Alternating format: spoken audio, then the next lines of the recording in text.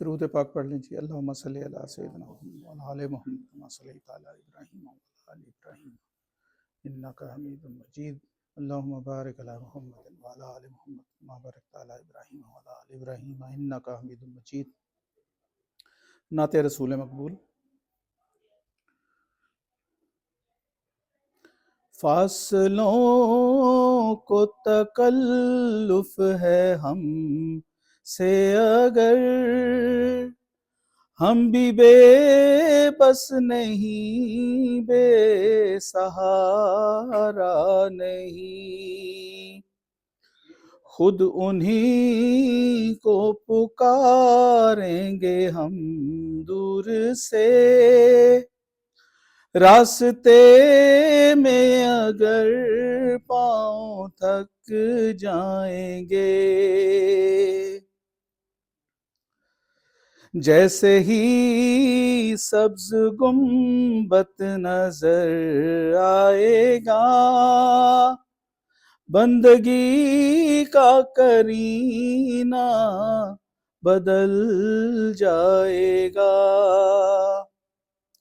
سر جھکانے کی فرصت ملے گی کسے، خود ہی آنکھوں سے سجدے ٹپک جائیں گے، ہم مدینے میں تنہا نکل جائیں گے،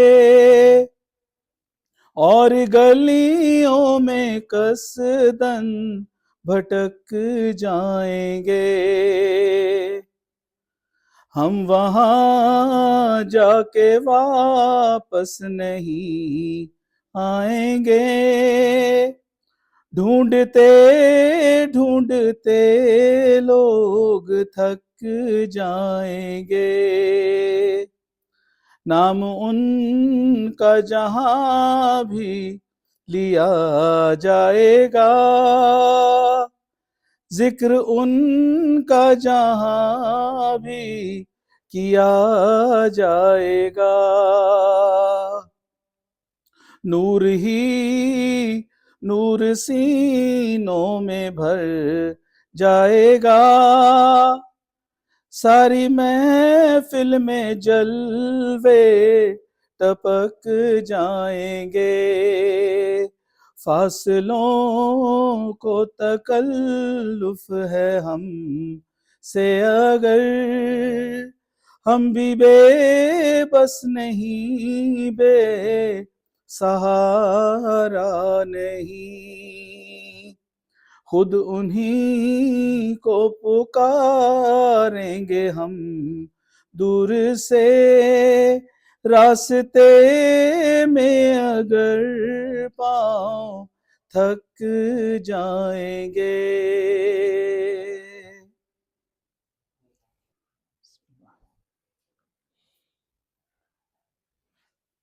الحمدللہ رب العالمین، الصلاۃ والسلام علی رسولہ الامین،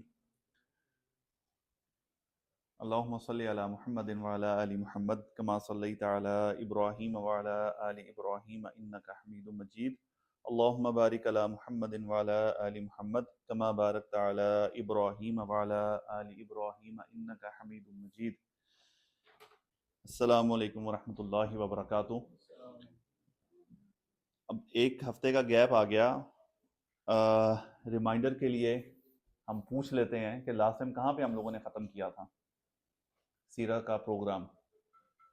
یہ 4 اس طرف سے، اچھا ٹھیک ہے، اچھا پھر ادھر سے بھی کوئی بتا سکتا ہے؟ طائف کا واقعہ، طائف کے واقعے کے بعد بھی ہم لوگوں نے کچھ، حضرت حمزہ کا نہیں، وہ تو بہت پہلے ہے، وہ تو بہت پہلے ہے، ہاں یہ تو ہم لوگ طائف کا مطلب ہے کہ ہم لوگ تقریباً 8ویں 9ویں سال میں، تقریباً 9ویں سال میں پہنچ گئے ہیں۔ نہیں، ہم لوگوں نے آخر جب پڑھا تھا تو میں نے آپ کو بتایا تھا طائف سے جو پورا واقعہ طائف کا تھا، اس کے بعد جب رسول اللہ صلی اللہ علیہ وسلم جب انٹر ہوئے تھے مکہ میں، تو ان کو انٹر ہونے کے لیے کسی کی پروٹیکشن چاہیے تھی، اور کیونکہ رسول اللہ صلی اللہ علیہ وسلم جا چکے تھے اور ان کے جو چچا ہیں جو بیسیکلی ان کو پروٹیکشن دیتے تھے ان کی ڈیتھ ہو گئی تھی، تو واپس آنے کے لیے ان کو پروٹیکشن چاہیے تھی. کس آدمی نے پروٹیکشن دی تھی ان کو، اگر آپ کو یاد ہو تو؟ اس آدمی کا جو کہ مسلمان نہیں ہے 2-3 دفعہ ذکر آتا ہے.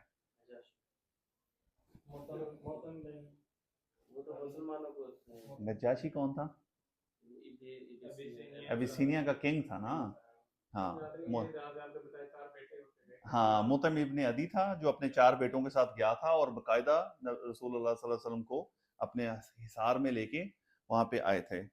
یہ سارے معاملے کے بعد جب رسول اللہ صلی اللہ علیہ وسلم کو آپ اب یہ یاد کریں کہ یہ والا جو سال ہے اس کے اندر رسول اللہ صلی اللہ علیہ وسلم کو تکلیف اور دکھ کے لیے کچھ چیزیں ہوئی تھیں.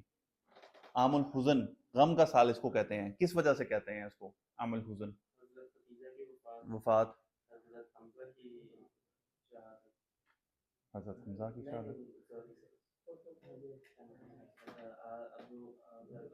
حضرت ابو طالب کی ڈیتھ، اور تیسرا یہ واقعہ. ٹھیک ہے کہ رسول اللہ صلی اللہ علیہ وسلم کے اوپر ایک کے بعد ایک جو ہے دکھ اور تکلیف والے جو ہے معاملات وہ گزر رہے تھے. اس کے بعد اللہ تعالیٰ قرآن مشکل آتی ہے تو اس کے ساتھ آسانی آتی ہے. یہ سب واقعات کے بعد اللہ تعالیٰ نے رسول اللہ صلی اللہ علیہ وسلم کو ایک اس قسم کا واقعہ، ایک اس قسم کا معجزہ دیا کہ جو امت کے لیے نہیں تھا معجزہ، وہ رسول اللہ صلی اللہ علیہ وسلم کی اپنی ذات کے لیے ایک معجزہ تھا. صرف ہمیں وہ بیان کیا، ہم اس کے اوپر ایمان لے کے آئے، لیکن وہ سارے کے سارے مشاہدات جو تھے، سارے کا سارا جو دکھایا تھا، وہ صرف رسول اللہ صلی اللہ علیہ وسلم کی اپنی ذات کے لیے تھا. وہ کیا تھا؟ وہ تھا معراج کا سفر. اسرا والمعراج جو ہے اس کا سفر اللہ تعالیٰ نے، اب اس کے اندر مختلف باتیں آتی ہیں کہ یہ کب ہوا تھا، اس کے اوپر بھی ڈسکس کرتے ہیں کیونکہ اس کے اندر بھی ڈفرینس آف اوپینینز ہے. لیکن یہ وہ ٹائم تھا جو موسٹ قریب اور اتھینٹک لگتا ہے کہ رسول اللہ صلی اللہ علیہ وسلم جب دکھ سے گزرے تھے اور ایک طرح سے اپنی زندگی کے آپ کہہ سکتے ہیں کہ لوئسٹ پوائنٹ کے اوپر تھے، کہ ان کو گھر کے اندر سے، گھر کے باہر سے، اور ایون اپنی تبلیغ و تعلیم کے حوالے سے بھی بہت ہی مشکل کا سامنا تھا. یہ لوئسٹ ان کا جو پوائنٹ تھا. میرا نہیں خیال کہ سیرہ میں ہم پڑھیں گے تو آگے کہیں جا کے اس سے لوئسٹ پوائنٹ پہ رسول اللہ صلی اللہ علیہ وسلم تھے. تو وہ ٹائم اللہ تعالیٰ نے ان کو ایک اپنے بوسٹ کے لیے، ایک اپنے جو ان کا مورال تھا اس کو ہائی کرنے کے لیے اللہ تعالیٰ نے اسرا والمعراج خصوصی رسول اللہ صلی اللہ علیہ وسلم کو دیا. آپ ہمیں ایکچولی ہم لوگ چونکہ یہ پڑھتے ہیں اور سنتے ہیں تو ہمیں ایسا لگتا ہے جیسے ہم ایک سادی سی کہانی پڑھ رہے ہیں. آپ یہ سوچیں کہ ایک انسان کو دنیا سے اٹھا کے اس کی زندگی میں آسمانوں کی سیر کرانا اور اپنے پاس بلا لینا اللہ سبحانہ و تعالیٰ کی طرف سے چھوٹی بات نہیں ہے، بہت بڑی بات ہے. یہ بہت بڑی بات ہے. تو اس لیے معراج کہتے ہیں کسی چیز کی پیک کو، معراج اوپر اٹھنے کو کہتے ہیں. تو اللہ تعالیٰ نے اس کو معراج کہا کہ اللہ تعالیٰ نے نبی کریم صلی اللہ علیہ وسلم کو اٹھایا اور اپنے پاس اپنی قربت میں زندگی میں لے کے گیا اللہ تعالیٰ، کہ جو اس سے پہلے کسی انسان نے زندہ رہتے ہوئے ایکسپیرینس نہیں کیا. تو یہ اتنی بڑی چیز تھی. اس کے بعد بیسیکلی اس کے 2 حصے ہیں. اس کو ہم کیا کہتے ہیں؟ اسرا والمعراج. اسرا کہتے ہیں رات کے سفر کو، رات میں جب ٹریول کیا جاتا ہے اس کو اسرا کہتے ہیں. اور اس کا ذکر اللہ تعالیٰ نے کون سی سورہ کے شروع میں کیا؟ سبحان الذي أسرى بعبده ليلا من المسجد الحرام إلى المسجد الأقصى الذي باركنا حوله لنريه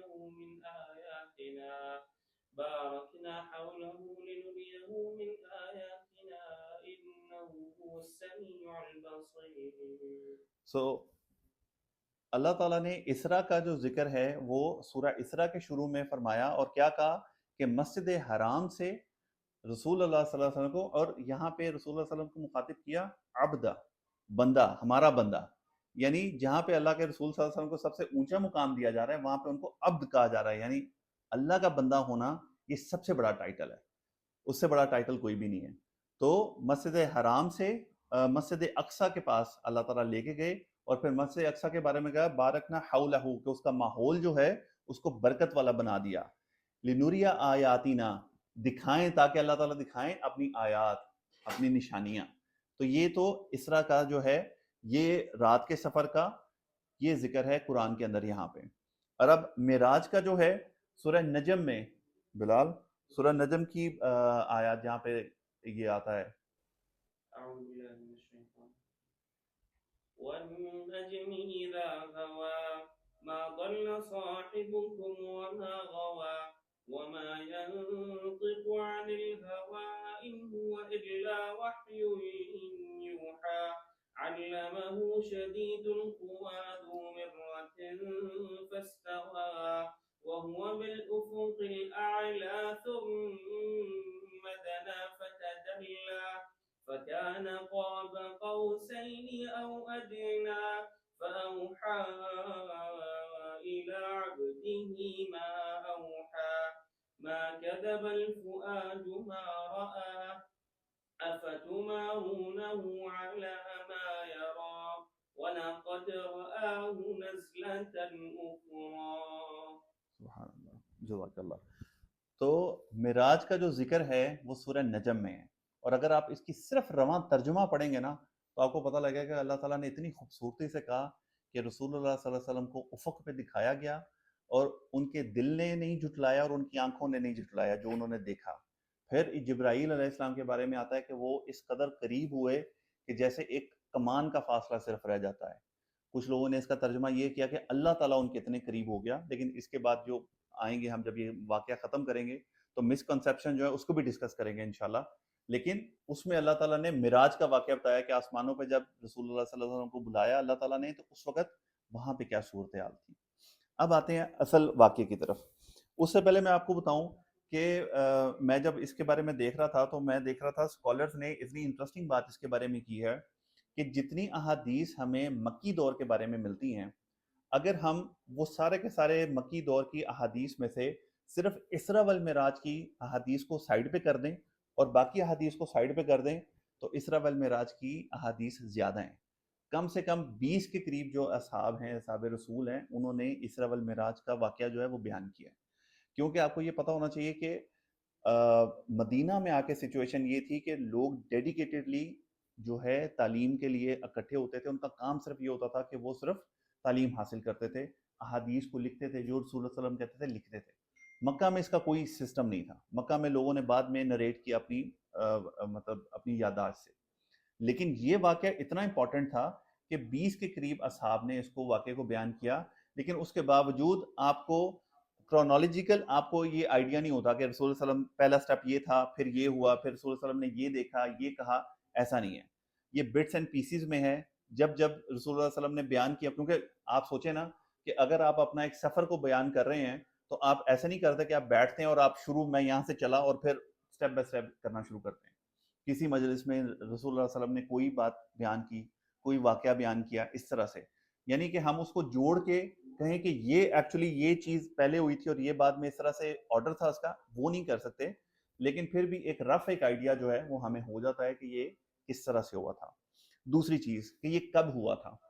اب عام طور پہ ہمارے یہ سمجھا جاتا ہے کہ رجب 27 رجب کو یہ واقعہ پیش آیا تھا، باقاعدہ اس کو سیلیبریٹ کیا جاتا ہے اس تاریخ کو 27 رجب کو. لیکن آپ حیران ہوئیں گے کہ ہمیں حتیٰ کہ مہینے کا بھی نہیں پتا کہ ایکچولی یہ کون سے مہینے میں جو ہے وہ ہوا تھا، لیٹ الون کہ یہ کون سی تاریخ کو ہوا تھا. ہمیں کیونکہ ہمیں روایات ملتی ہیں کہ یہ رمضان میں ہوا تھا، ہمارے روایات ملتی ہیں محرم میں ہوا تھا، ہمیں رجب کی بھی روایات ملتی ہیں.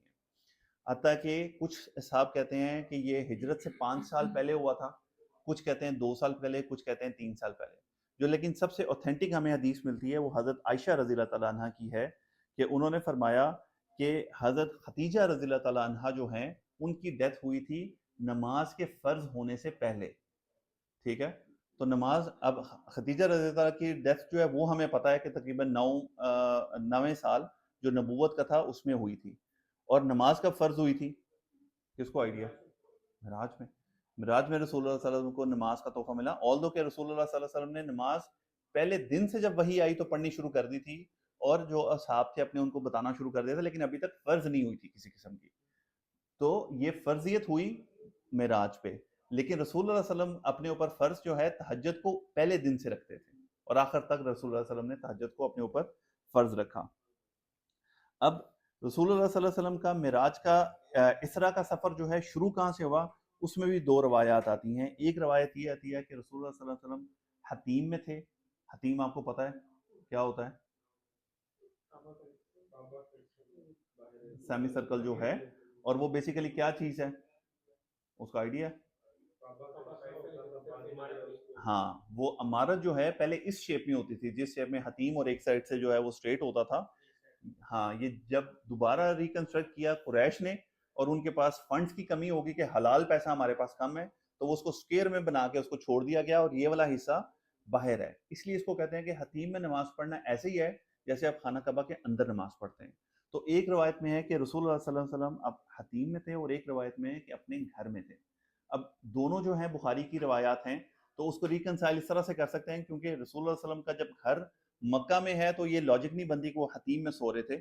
تو اس کو ریکنسائل اس طرح سے کیا ہے کہ رسول اللہ صلی اللہ علیہ وسلم اپنے گھر میں تھے, جبرائیل علیہ السلام جو ہے وہ حاضر ہوئے, اور وہ رسول اللہ صلی اللہ علیہ وسلم کو لے کے حتیم میں آئے. حتیم میں آنے کے بعد رسول اللہ صلی اللہ علیہ وسلم نے یہاں پہ 2 رکعت جو ہے وہ نماز ادا کی, اور اس کے بعد روایت میں آتا ہے کہ حضرت جبرائیل علیہ السلام نے نبی کریم صلی اللہ علیہ وسلم کا جو سینہ مبارک ہے اس کو چاک کیا, اس کو کھولا, اور دل مبارک کو نکال کے ایک سونے کی جو ہے وہ پلیٹ تھی یا بال کہہ سکتے ہیں, اس کے اندر آب زمزم تھا.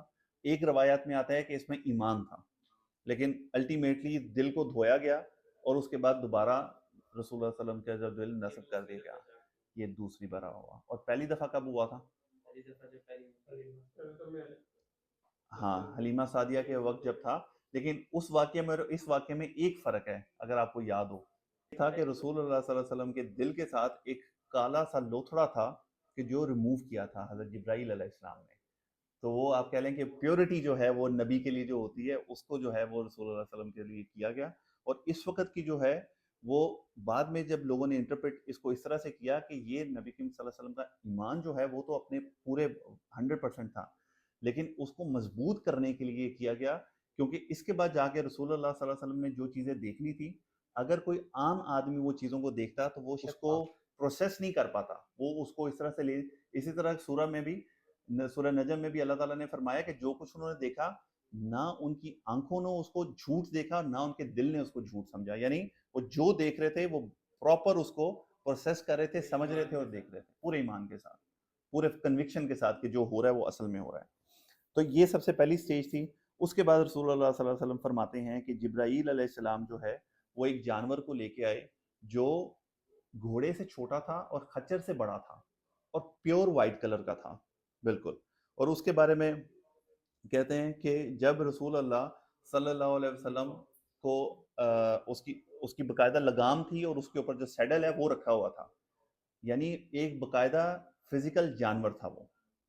حضرت جبرائیل علیہ السلام نے اس کی لگام پکڑی ہوئی تھی, اور جب رسول اللہ صلی اللہ علیہ وسلم کو آپ نے کہا کہ آپ اس کے اوپر تشریف رکھیں, تو جیسے عام جانور کوئی ان نون آدمی جب اس کے اوپر سواری کرنے لگتا ہے تو وہ جانور باقاعدہ بدکا اور اس نے جمپ کرنا شروع کیا. تو جبرائیل علیہ السلام نے کہا کہ تھم جا, تیرے اوپر وہ شخصیت سواری کرنے جا رہی ہے جیسی اس سے پہلے آج تک کوئی شخصیت تیرے پہ نہیں بیٹھی. یعنی ایک تو یہ پتہ لگا کہ رسول اللہ صلی اللہ علیہ وسلم کی عظمت وہ ہے کہ ان سے پہلے کوئی ایسا نہیں, اور دوسری بات یہ ہے کہ اس کا مطلب ہے کہ اس جانور پہ پہلے کسی اور نے بھی سواری کی ہوئی ہے.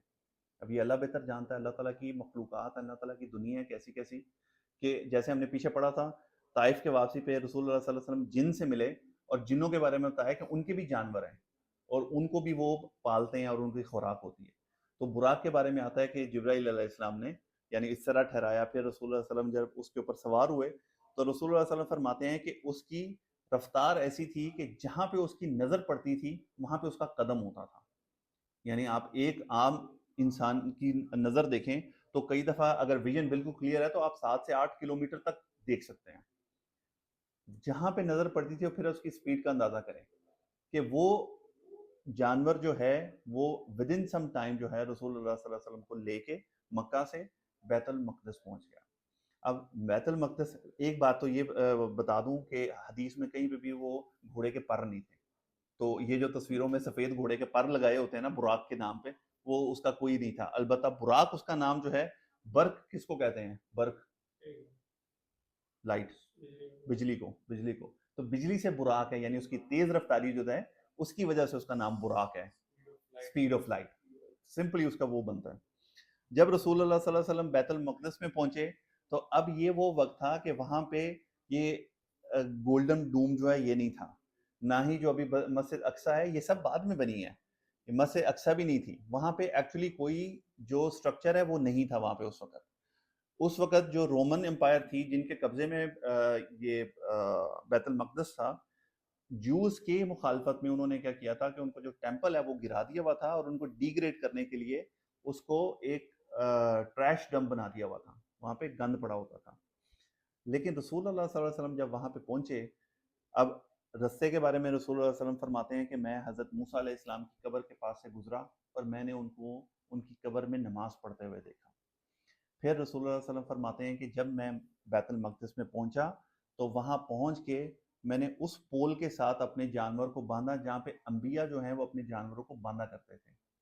یعنی اس سے یہ کیا جاتا ہے کہ اس وقت اللہ تعالیٰ نے، اب یہ سارا کا سارا معاملہ ایسا ہے کہ یہ ایمان کا معاملہ ہے کہ اللہ تعالیٰ نے وہ سٹرکچر وہاں پہ کھڑا کر دیا ہوا تھا کہ جو انبیاء کے ٹائم پہ وہاں پہ چیز ہوتی تھی. یعنی وہاں پہ مختلف، آپ کو پتہ ہے یہ تو انبیاء کی سرزمین کہا جاتا ہے نا. حضرت ابراہیم علیہ السلام کے پاس آلموسٹ سارے نبی جو ہیں وہ اسی علاقے میں آئے، یروشلم کے علاقے میں، فلسطین کے علاقے میں، سب یہیں پہ ہی آئے. تو وہاں پہ انبیاء پہلے بھی تھے اور وہ اپنے جانوروں کو جہاں باندھا کرتے تھے وہاں پہ رسول اللہ صلی اللہ علیہ وسلم فرماتے ہیں کہ میں نے اپنے جانور کو باندھا. اور پھر ایک روایت میں آتا ہے کہ میں اندر گیا اور جہاں جا کے میں نے 2 رکعت نماز پڑھی. اور دوسری روایت میں آتا ہے کہ جب میں وہاں داخل ہوا تو پھر میں نے تمام انبیاء کو وہاں پہ پایا. رسول اللہ صلی اللہ علیہ وسلم سے پہلے جو ہیں وہ سارے کے سارے انبیاء جو ہیں وہ وہاں پہ موجود تھے. اور خاص طور پہ رسول اللہ صلی اللہ علیہ وسلم نے فرمایا کہ میں نے حضرت موسیٰ علیہ السلام کو دیکھا، وہ ایک مضبوط جسم کے، اونچی قد و قامت کے اور گہرے رنگ کے، یعنی وہ وائٹ نہیں تھے، وہ گہرے رنگ کے تھے، ایک شخص کی طرح دیکھا، اور وہ اس وقت نماز پڑھ رہے تھے. پھر میں نے عیسیٰ علیہ السلام کو دیکھا کہ وہ ان کے بال لمبے تھے اور وہ ایسے تھے کہ جیسے اس میں سے پانی ٹپک رہا ہے، اور وہ نماز پڑھ رہے تھے. ان 2 انبیاء کے بارے میں رسول اللہ صلی اللہ علیہ وسلم نے فرمایا. اور اس کے بعد کہا کہ جبرائیل علیہ السلام نے مجھے کہا کہ آپ آگے بڑھیں اور ان کو جماعت نماز کروائیں. تو رسول اللہ صلی اللہ علیہ وسلم جو ہیں وہ آگے بڑھے اور انہوں نے امامت کرائی. اور انٹرسٹنگلی وہاں پہ تمام جو انبیاء تھے ان کی ایک صف بنی، یعنی کوئی بھی صف آگے پیچھے نہیں تھی. وہ آپ کو پتا کہ اللہ تعالیٰ قرآن میں کہتا ہے کہ انبیاء کے اندر آپ فرق نہ کرو، لیکن دوسری جگہ کہتا ہے کہ ہم نے کچھ انبیاء کو دوسرے انبیاء پہ تفضیل دی، فضل دیا.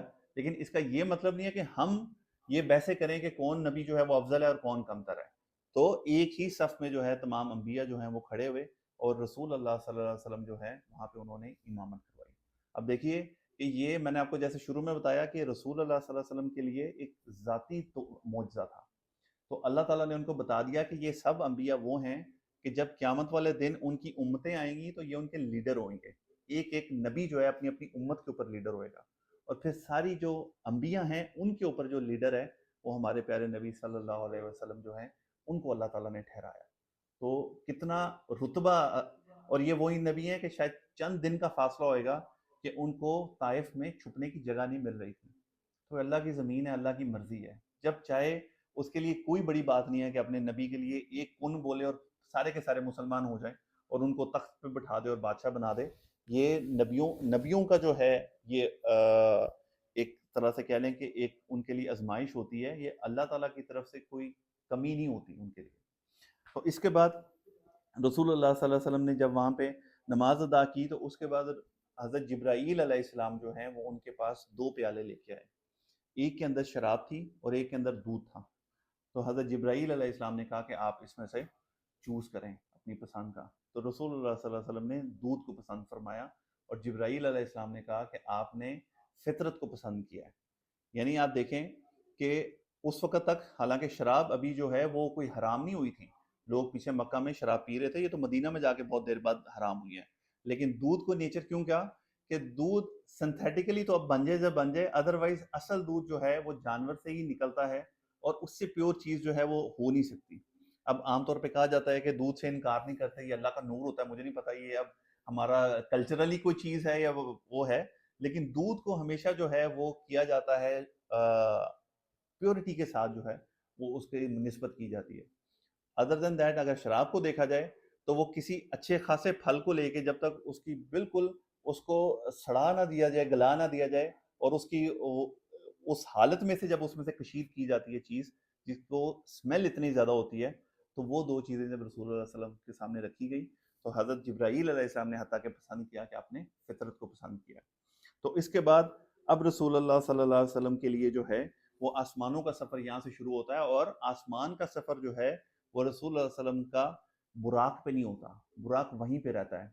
اس کے بعد آگے اس کے بارے میں کوئی تفصیل نہیں ہے کہ وہ کیسے سفر کیا, لیکن کہا ہے کہ جو بیت المقدس ہے اس کا چھت کھلا اور جبرائیل علیہ السلام کے ساتھ رسول اللہ صلی اللہ علیہ وسلم جو ہیں وہ آسمانوں کی طرف گئے. اب یہ اس سفر کا اگلا حصہ جو ہے وہ شروع ہوا.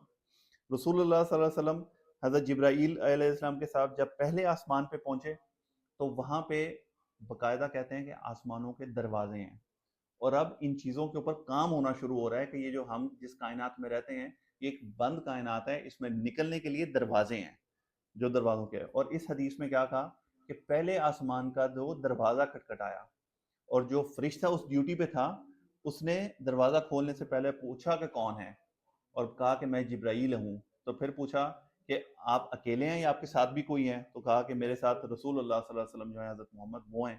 تو کہا کہ کیا یہ خود آئے ہیں یا ان کو بلایا گیا ہے؟ تو انہیں کہا کہ نہیں, ان کو بلایا گیا ہے. یعنی آسمانوں کے اندر انٹری جو ہے وہ اجازت کے بغیر بھی نہیں ہے, نہ جبرائیل علیہ السلام کو اور نہ ہی کسی اور پیغمبر کو. حضرت محمد صلی اللہ علیہ وسلم کو نہیں ہے تو پھر بعد میں کوئی اور تو رہ ہی نہیں جاتا. اب یہی والی جو کنورسیشن ہے یہ آپ کہہ لیں کہ ساتوں آسمان میں 7 دفعہ یہ کنورسیشن ہوئی ہر آسمان کے دروازے کے اوپر, کہ کھلنے سے پہلے ان سے پوچھا گیا کہ کیا آپ کے پاس اجازت ہے, اور کیونکہ یہ اللہ تعالیٰ کی طرف سے بلایا گیا تھا رسول اللہ صلی اللہ علیہ وسلم کو, تو ان کے پاس اجازت تھی, تو ایک ایک کر کے ہر آسمان کا دروازہ کھلا. اور ہم جو یہ دیکھتے ہیں آسمان جو ابھی تک انسانی آنکھ دیکھ سکی ہے وہ صرف پہلا آسمان ہے, اور وہ کتنی بڑی سپیس ہے اس کو بھی ابھی تک انسان ڈسکور نہیں کر سکا, کیونکہ ہر دفعہ جب ایک نئی آپ کہہ لو کہ کوئی خوردبین دوربین جو ہے وہ ایجاد ہوتی ہے اسپیس کو دیکھنے کے لیے, تو وہ دیکھتی ہے کہ ابھی یہ اور آگے تک دنیا ہے, ابھی اور آگے تک کائنات اور اسپیس ہے. تو ابھی تک تو انسان پہلا آسمان کے نیچے جو اسپیس ہے اس کو نہیں ڈسکور, اس کو میئر نہیں کر سکا کہ یہ کتنی بڑی ہے. تو آپ دیکھیں کہ اللہ تعالیٰ نے 7 آسمان بنائے ہوئے ہیں ایسے, اور جو ستارے اور یہ چیزیں ہم دیکھتے ہیں یہ سارے کے سارے اللہ تعالیٰ نے کہا کہ زینا السماء دنیا, کہ ہم نے دنیا کا جو آسمان ہے اس کو زینت دی ہوئی ہے ان ستاروں کے ساتھ. تو یہ سارا کا سارا پہلا آسمان ہے. اللہ بہتر جانتا ہے کہ باقی آسمانوں کا کیا معاملہ ہے, لیکن آگے ہم صرف یہ دیکھیں گے کہ جب پہلے آسمان پہ حضرت محمد صلی اللہ علیہ وسلم پہنچے تو وہاں پہ ان کو انتہائی ایک وجیح آدمی, خوبصورت آدمی جو ہے, انتہائی اونچی قامت کا آدمی ملا. اور اس کے بارے میں جبرائیل علیہ السلام نے کہا کہ یہ حضرت آدم, آپ کے باپ حضرت آدم ہیں, ان کو سلام کیجیے.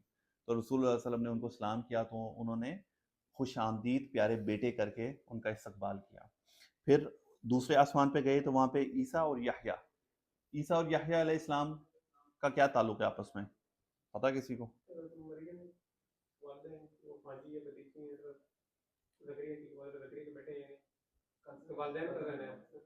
نہیں وہ صحیح کہہ رہا ہے. حضرت عیسیٰ اور حضرت یحییٰ کزن ہیں, خالہ کے بیٹے ہیں دونوں آپس میں, یہ ایک ہی ٹائم میں تھے. حضرت جو یحییٰ ہیں ان کے والد کا نام ہے زکریا علیہ السلام, اور وہ بھی بہت بوڑھے ہو گئے تھے جب اللہ تعالیٰ نے ان کو اولاد کی نعمت سے نوازا تھا.